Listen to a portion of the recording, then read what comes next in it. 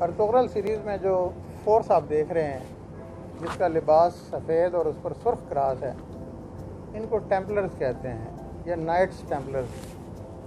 یہ عیسائیت کی ایک ایلیٹ فورس تھی۔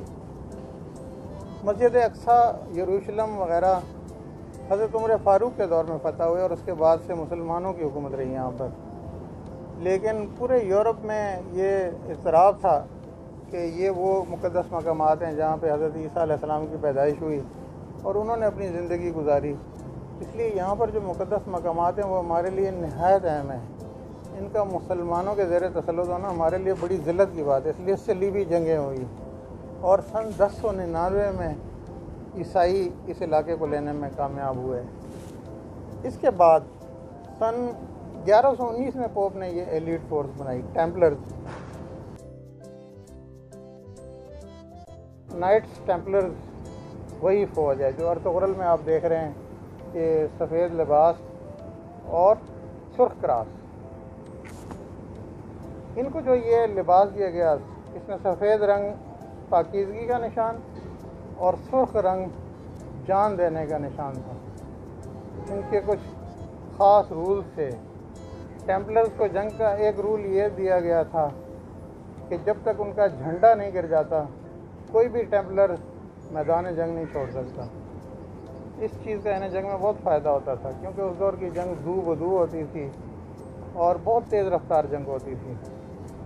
جنگ میں کسی ایک فریق کو جب پسپائی ہوتی تھی اور وہ میدان چھوڑتا تھا تو مکمل کامیابی کا انحصار اسی بات پر ہوتا تھا کہ اس کو زیادہ سے زیادہ نقصان کون پہنچاتا ہے۔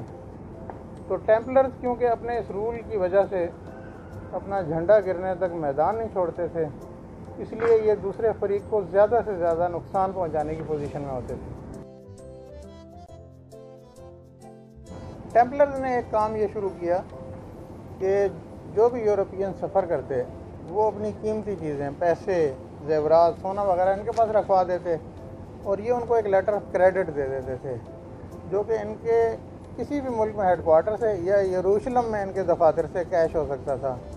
اس لیٹر آف کریڈٹ کو دنیا کا پہلا چیک بھی کہتے ہیں اور ان ٹیمپلرز کو دنیا کی پہلی ملٹی نیشنل کارپوریشن بھی کہتے ہیں کیونکہ ان کا کاروبار کئی ملکوں میں پھیلا ہوا تھا۔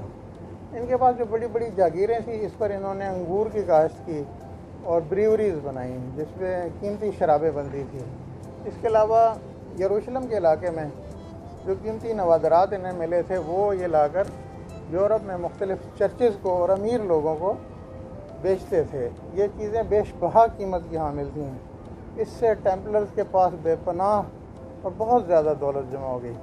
عیسائیوں کی یروشلم پر حکومت تھوڑا عرصہ چلی کیونکہ اس کے بعد سلطان صلاح الدین ایوبی نے مسلمانوں کو متحد کیا اور عیسائیوں کو شکست دے کر یروشلم پر، مسجد اقصیٰ پر دوبارہ قبضہ کر لیا۔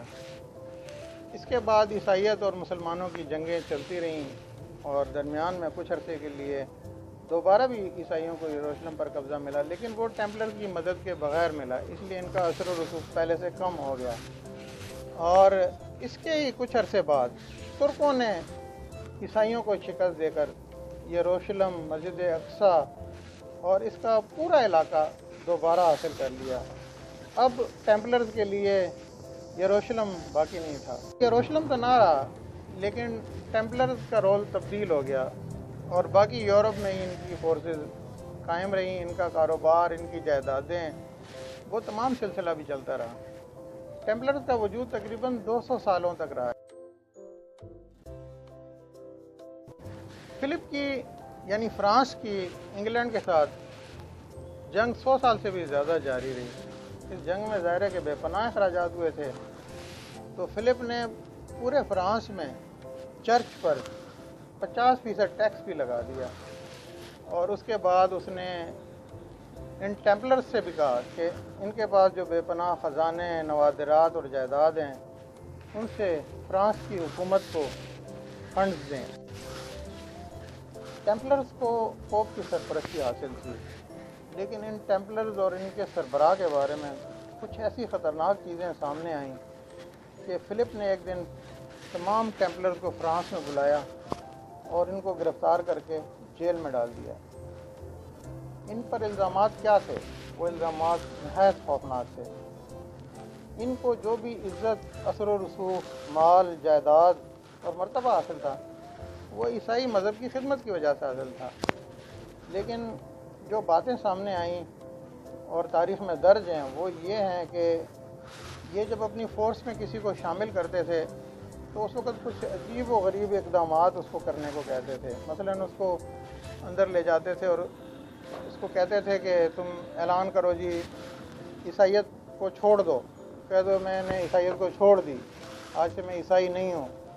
پھر نعوذ باللہ حضرت عیسیٰ کا جو مجسمہ تھا اس پر اس کو تھوکنے کو کہا جاتا تھا تو وہ بھی اس سے کروایا جاتا تھا۔ اور اس کے علاوہ کچھ ایک سر تھا ان کے پاس، کٹا ہوا سر پڑا تھا، جو کہ کہتے ہیں کہ جان دی بیپٹسٹ کا کٹا ہوا سر تھا، وہ اس کی بھی پوجا کروائی جاتی تھی۔ اور اس کے علاوہ کچھ عیسائیت سے پہلے کے پیگن ریلیجنس کے کچھ گاڈ، وہ بھی ان کے نقش اور ان کے مجسمے اور تصویریں وہ بھی ان کے پاس ہوتی تھیں۔